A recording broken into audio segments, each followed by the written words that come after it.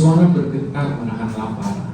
Anak itu berkata, "Iya Pak, tapi saya tidak punya uang sama sekali." Lalu pemilik warung berkata, "Oh tidak apa-apa nak, mari masuk. Saya akan menyediakan sepiring makanan untukmu dan engkau tidak perlu membayarnya." Sementara anak itu makan, air matanya mengalir. Pemilik warung terkejut dan dia bertanya, "Kenapa kamu menangis nak?" "Tidak apa-apa Pak. Saya hanya terharu. Bapak orang yang baru saya kenal sudah begitu berbaik hati menyediakan sepiring makanan ini untuk saya. Sementara ini saya baru saja bertengkar hebat dengan ibu saya. Itu sebabnya saya memutuskan untuk meninggalkan rumah." Lalu pemilik warung itu berkata, "Seharusnya tidak demikian. Saya hanya menyediakan sepiring makanan untukmu. Engkau sudah begitu berterima kasih. Sementara ibumu sudah merawatmu sejak engkau kecil dan memberi makan sampai hari ini. Seharusnya kepadanya lah engkau jauh lebih berterima kasih." Anak itu tersentak. Kenapa untuk sepiring makanan dari orang yang baru saya kenal saya begitu berterima kasih, sementara ibu saya sudah menyediakan saya makan dari kecil sampai hari ini, saya justru menentangnya. Lalu dia beranjak pulang sambil menangis. Ketika dia sudah mendekati rumahnya, dia melihat ibunya sedang berdiri di ambang pintu rumahnya dengan wajah yang harap-harap cemas. Dan ketika ibunya melihat anak ini kembali, ibunya berkata, "Nak, kamu sudah pulang. Mari masuk nak. Ibu sudah menyediakan makan malam untukmu." Meledaklah tangis anak itu. Dia tersungkur di kaki ibunya. Bapak Ibu Saudara, bukankah hal itu yang sering kali juga kita lakukan? Ketika segala sesuatu berjalan dengan baik, ketika segala sesuatu berjalan seperti apa yang kita harapkan, lalu dengan mudah kita berkata, "Tuhan itu baik, Tuhan itu ajaib, Tuhan itu luar biasa," dan seterusnya. Namun manakala kita sedang tidak mengerti akan apa yang Tuhan rancangkan dalam hidup kita, mengapa Tuhan izinkan kita mengalami segala sesuatu yang terjadi dalam hidup kita hari ini, kita mulai mempertanyakan kasih Tuhan atas hidup kita. Bahkan tidak sedikit kita kecewa, bahkan tidak sedikit kita meninggalkan Tuhan. Bapak Ibu Saudara, apapun keadaan kita saat ini, bagaimanapun situasi hidup kita hari ini, jangan pernah meragukan kasih Tuhan atas hidup kita. Amen. Sebab ketika dia berkata dia mengasihi kita, dia bukan hanya sekedar berkata bahwa dia mengasihi kita, tetapi dia membuktikan perkataannya dengan memberikan semua yang ada padanya. Bahkan hidupnya dia beri bagi kita. Yang menjadi pertanyaannya, kalau hidupnya saja dia sudah beri buat kita, adakah sesuatu pada hari ini yang dia tidak bisa berikan bagi kita? Itu sebabnya di hadapan Bapa yang baik, saya mau ajak kita sama-sama untuk mengadakan pengakuan. Dengan bersama-sama kita berkata, yang mengasihiku.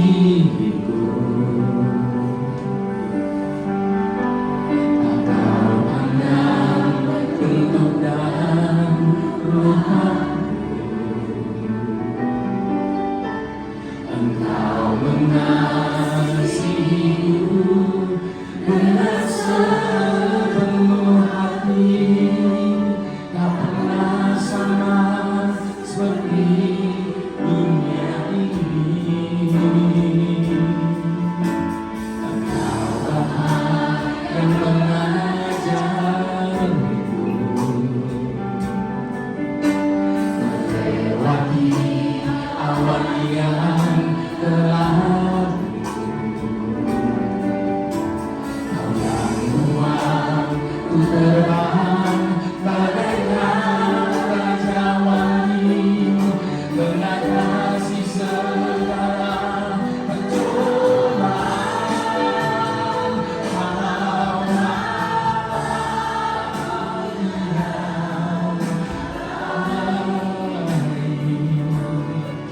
Mengerti rasa dengan sangat mata, kau ingatkan ku berjalan sendirian. Tak tahu aku yang baik, kau aku yang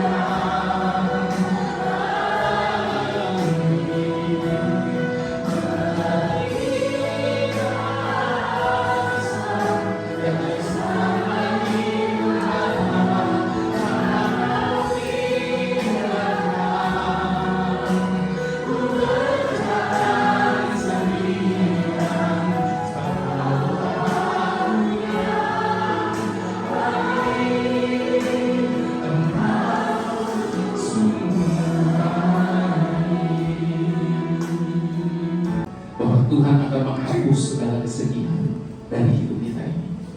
Bahkan ketika Dia panggil kita ikut Dia, Dia tidak pernah menjanjikan hidup yang mudah bagi kita.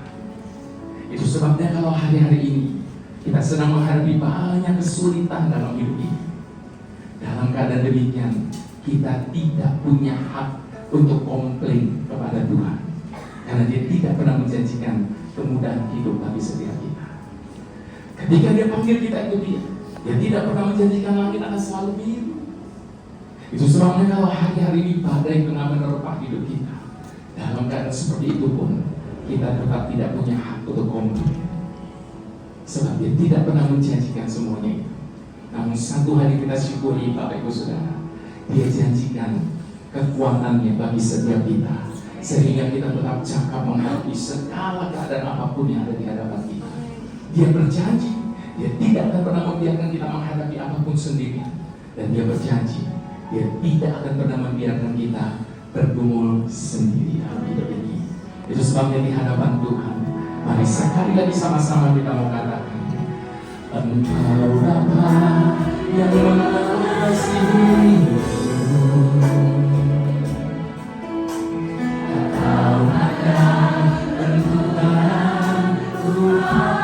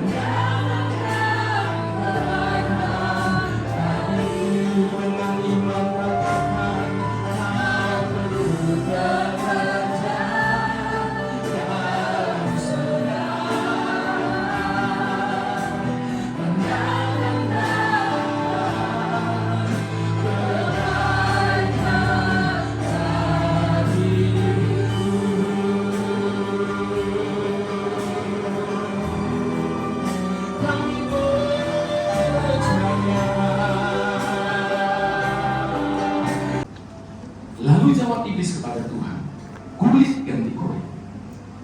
Orang akan memberikan segala yang dipunyainya ganti nyawanya. Tetapi ulurkanlah tanganmu dan jamalah tulang dan dagingnya. Ia pasti mengutuki engkau di hadapanmu. Maka firman Tuhan kepada iblis, nah, ia ada dalam kuasa, hanya sayangkan nyawanya. Kemudian iblis pergi dari hadapan Tuhan, lalu ditimpanya Ayub dengan bara yang busuk dari telapak kakinya sampai ke batu kepalanya. Lalu Ayub mengambil sekeping beling untuk menggaruk-garuk badannya sambil duduk di tengah-tengah batu. Maka berkatalah istrinya padanya, masih bertekunkah engkau dalam kesalehanmu? Kutukilah Allahmu dan matilah. Tetapi jawab Ayub kepadanya, engkau berbicara seperti perempuan gila. Apakah kita mau menerima yang baik dari Allah, tetapi tidak mau menerima yang buruk? Dalam kesemuanya itu, Ayub tidak berbuat dosa dengan bibirnya. Amin. Silakan Bapak Ibu Saudara duduk kembali. Siapa Ayub, Bapak Ibu Saudara? Satu-satunya manusia yang dipandangkan oleh Allah. Bayangkan Bapak Ibu Saudara, Allah sampai membanggakan Ayub di hadapan iblis, sebab tidak satupun manusia seperti dia, saleh dan takut akan Tuhan. Saya tidak usah berbicara menguraikan tentang kesalehan dan rasa hormatnya Ayub kepada Tuhan. Yang saya mau tanya Bapak Ibu Saudara, sekalipun dia sudah hidup begitu saleh, sekalipun dia sudah hidup takut akan Tuhan, apa yang terjadi dengan Ayub? Saya yakin ya Bapak Ibu Saudara, tidak akan pernah ada satu orang pun di antara kita yang pernah mengalami badai sedahsyat yang Ayub alami. Seluruh harta benda, keluarga, dan harta benda dan semua kesehatannya habis dalam sekejap. Pada saat demikian, apakah Ayub bertanya kepada Tuhan? Oh iya, Ayub mengajukan serentetan pertanyaan pada Allah. Dan saya rasa sangat wajar. Sebab dia sudah jaga hidupnya begitu rupa, tapi dia mengalami badai yang sedahsyat itu. Ayub mengajukan serentetan pertanyaan. Namun, Bapak Ibu Saudara, firman Tuhan berkata, ketika Ayub mengajukan serentetan pertanyaan, tidak ada satu pun pertanyaan Ayub yang dijawab oleh Allah. Ada banyak orang seringkali datang kepada Tuhan dengan dua pertanyaan. Kenapa sih Tuhan? Mengapa sih Tuhan? Bapak Ibu Saudara, enggak usah tanya kenapa mengapa sama Tuhan. Kalau Ayub aja nggak dijawab, apalagi kita. Ketika Ayub mengajukan serentetan pertanyaan kepada Allah, tidak ada satu pun pertanyaan Ayub yang dijawab oleh Allah. Allah menyadarkan kepada Ayub akan kekuasaannya Allah atas alam semesta ini. Sampai pada akhirnya Ayub berkata, aku cabut kembali semua perkataan yang tidak benar itu. Ada banyak orang, sekali lagi saya katakan, berusaha untuk memahami apa yang Tuhan sedang buat, apa yang Tuhan sedang izinkan terjadi dalam hidupnya. Itu sebabnya selalu bertanya mengapa dan kenapa. Saya katakan, kalau Tuhan mau jawab, Bapak Ibu Saudara, pikiran kita tidak akan pernah mampu untuk memahaminya. Terlalu besar. Firman Tuhan sudah ingatkan kepada kita, ada pun jalan yang pikirannya dan rancangannya jauh lebih tinggi daripada jalan pikiran dan rancangan hati kita. Kalaupun Tuhan mau menjabarkannya kepada kita, kita tidak mampu untuk menampungnya. Sebab memang bukan bagian kita memahami setiap jalan-jalan Tuhan atas hidup kita. Bagian kita apa, Bapak Ibu Saudara? Taat, setia, dan percaya. Sebab tidak akan pernah terjadi dalam hidup ini masa meninggalkan kita dalam keadaan yang sama seperti ketika dia mendatangi kita. Sekali lagi ya Bapak Ibu Saudara, tidak akan pernah terjadi dalam hidup ini masa meninggalkan kita dalam keadaan yang sama seperti ketika masalah itu datang dalam hidup kita. Seperti yang saya katakan, selalu ada dua dampak dan akibat yang terjadi pada saat masalah itu datang dalam hidup kita. Dampak yang pertama, keadaan kita lebih baik dari sebelumnya. Kok bisa? Ya, lewat setiap persoalan dan masalah, kita mendapatkan banyak pelajaran berharga. Lewat persoalan masalah yang terjadi dalam hidup kita, kita menjadi semakin kuat.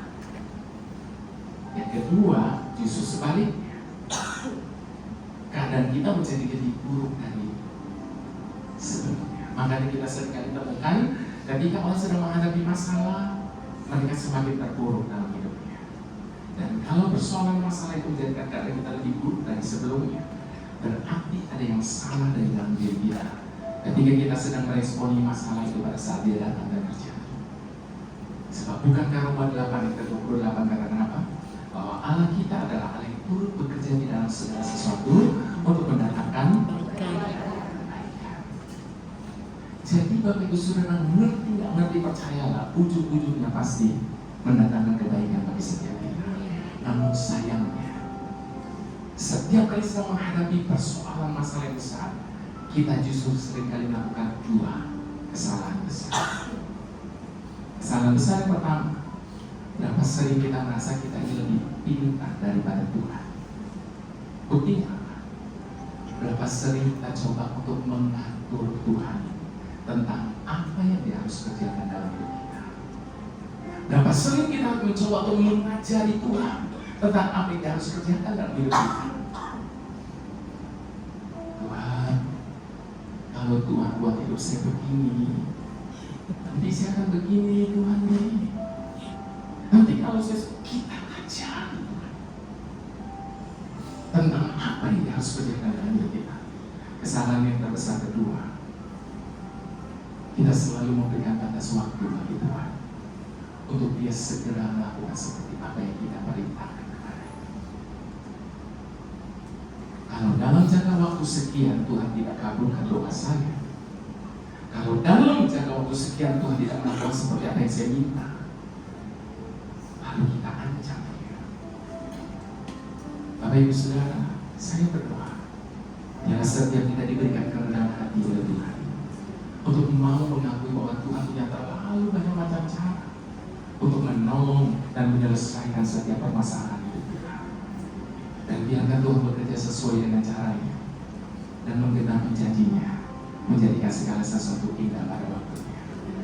Itu sebabnya di tengah-tengah ketidakmengertian kita tentang apa yang Tuhan sedang buat dalam hidup kita, saya mau ajak kita sama-sama untuk mengadakan pengakuan di hadapan Tuhan dengan bersama-sama kita berkata, Kita bersama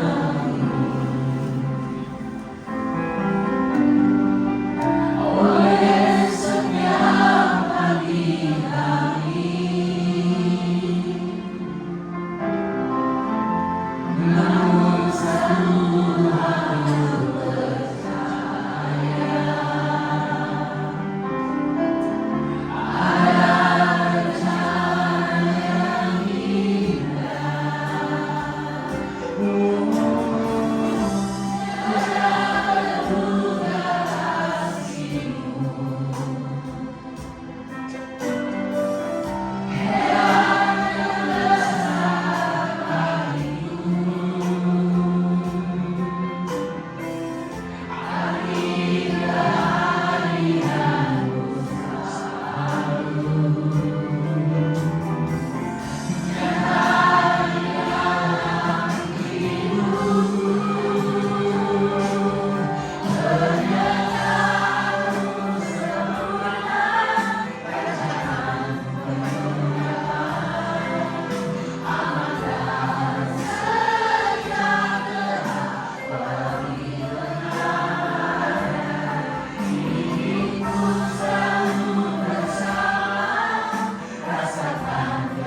indah.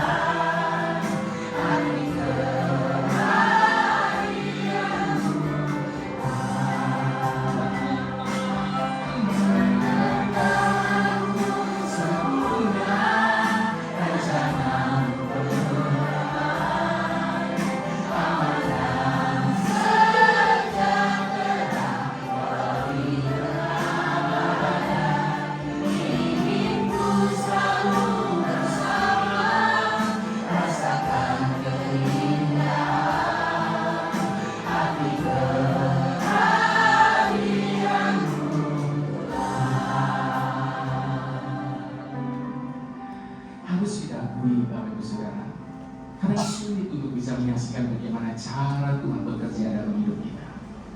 Sebab tidak semua rahasianya Dia singkapkan bagi kita.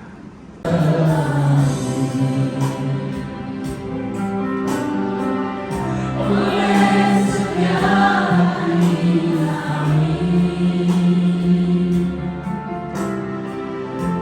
namun satu harus percaya, ada rencana yang indah.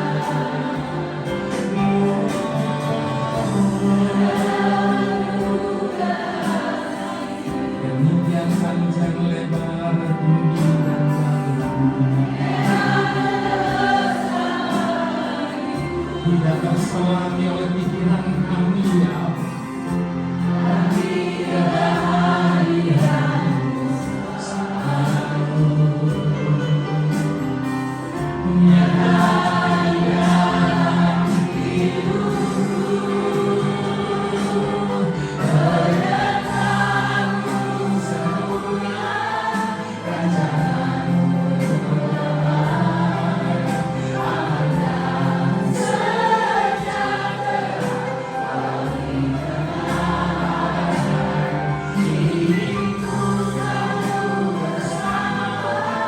Rasakan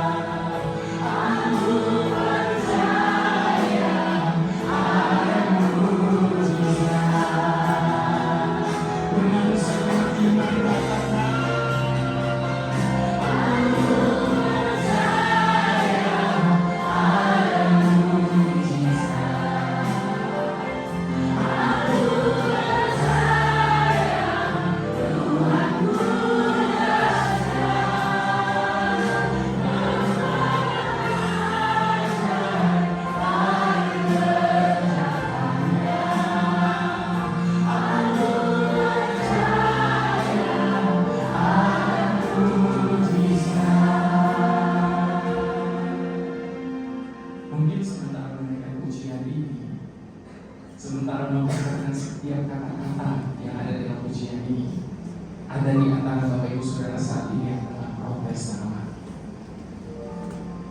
Sejak dari kandungan ibu saya sampai detik ini saya jadi orang percaya, namun belum pernah sekalipun saya mengalami apa yang namanya mujizat. Mujizat hanya berlaku bagi orang lain, bukan untuk diri saya. Kalau ada terlintas pikiran semacam itu, Bapak Ibu Saudara, izinkan saya menyadarkan setiap kita saat ini. Ketika kita bangun pagi tadi dan kita mendapati kita masih bernafas, itu adalah mujizat terbesar.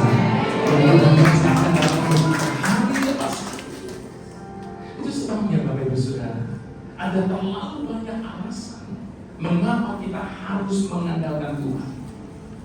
Sebab kita punya Tuhan yang berjanji bahwa apapun yang terjadi dalam hidup kita itu tidak akan pernah melampaui kekuatan kita untuk menanggungnya. Bapak Ibu Saudara, firman Tuhan berkata, jumlah rambut di kepala kita ini terhitung oleh Tuhan. Dengan kata lain, selai rambut di kepala kita jatuh saja Tuhan tahu. Yang menjadi pertanyaannya, Bapak Ibu Saudara, kalau selai rambut di kepala kita jatuh saja Tuhan tahu, masa apa yang kita alami hari ini Tuhan tidak tahu? Kalau Tuhan tahu, artinya sekali lagi Tuhan izinkan. Dan kalau Tuhan izinkan, pasti Tuhan sedang punya maksud dan tujuan di balik semuanya itu. Alasan yang kedua, kenapa Tuhan itu patut kita andalkan? Karena Dia adalah Tuhan yang menyertai kita, yang setia. Itu sebabnya dikatakan apa? Sampai putih rambutmu, Dia tetap menggendong kita. Dahulu aku muda, sekarang aku menjadi tua, namun belum pernah aku melihat ada orang benar ditinggalkan Tuhan, atau anak cucunya meminta-minta roti. Yang ketiga, Bapak Ibu Saudara, selalu ada Roh Kudus yang menyertai kita. Itu sebabnya Bapak Ibu Saudara, saya mau katakan, hidup kekristenan itu bukan hidup yang bebas dari masalah. Kalau engkau menjadi orang Kristen karena berpikir enak jadi orang Kristen gak ada masalah, engkau melakukan kesalahan besar. Sebab seperti tadi di awal saya katakan, Alkitab tidak pernah berkata bahwa Tuhan akan menghapus segala kesedihan dari hidup kita. Jadi menjadi orang percaya, orang Kristen bukan berarti kita bebas dari masalah, tetapi menjadi orang Kristen adalah hidup yang bebas dari stres. Kenapa orang percaya itu tidak bisa dan tidak boleh stres? Karena selalu ada Roh Kudus yang menyertai, memberikan penghiburan, kekuatan, dan seterusnya, dan seterusnya. Dan yang keempat, kenapa kita harus mengandalkan Tuhan di atas segalanya? Karena Dia berjanji, kita bukan cuma mampu menghadapi apapun, tapi kita berkemenangan di atas segalanya. Itu sebabnya izinkan dengan hormat sekali lagi sejauh semua kita pakai berdiri di hadapan Tuhan dan mengambil komitmen yang baru di hadapan Tuhan. Dan bagi saya itu adalah apa yang sesungguhnya. Jadi saat ini saya tidak sedang mengajak Bapak Ibu Saudara nyanyi bersama dengan saya, sebab tempat ini bukan karaoke, ini ibadah. Itu sebabnya kita pakai kata engkau, dan mu. Apa artinya? Bapak Ibu Saudara sadari atau tidak, sesungguhnya saat ini kita sedang berbicara langsung sama Tuhan. Itu sebabnya jangan jadikan kata-kata ini hanya sebagai nyanyian, engkau tidak akan dapat apa-apa. Tapi jadikan setiap kata-kata ini sebagai ungkapan iman percaya kita di hadapan Tuhan. Sebab pada waktu itu memperkatakan setiap kata ini dengan iman, firman Tuhan berkata, oleh karena kata-kata itu jadi sesuai dengan iman masing-masing. Kau Tuhan jadi anakku, hanya Kau Tuhan yang ku percaya. Bisa aku sudah mampu, ayo Yesus aku mengaku.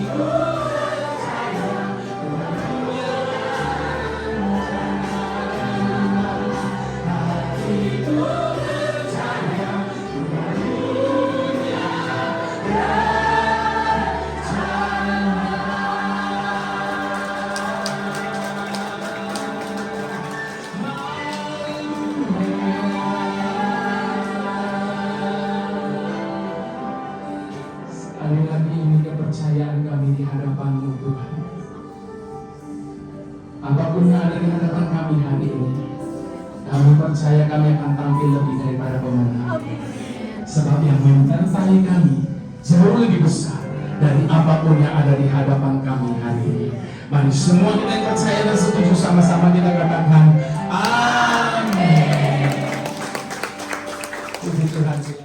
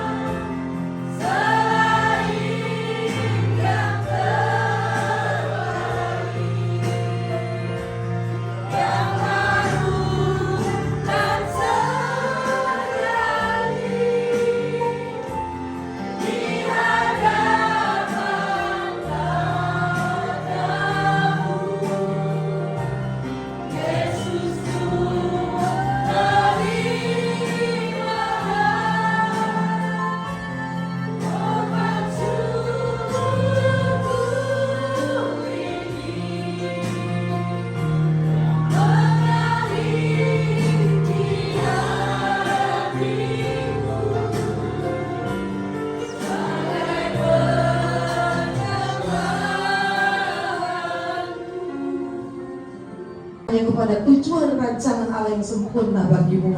Haleluya, haleluya. Terimalah kasih karunia, terimalah damai sejahtera, terimalah berkat Tuhan, dan terimalah kasih sayang dari Allah Bapa. Lord Yesus Kristus yang sudah datang menyerahkan segala-galanya bagi keselamatan kita, dan melalui Roh Kudus yang akan terus menyertai hidup kita hari lepas hari, menyertai kita semua, dan biarlah Tuhan selalu dipermuliakan atas kita. Haleluya. Yang sudah menerima berkat Tuhan, yang sudah diberkati dan siap untuk menjadi berkat, sama-sama katakan amin.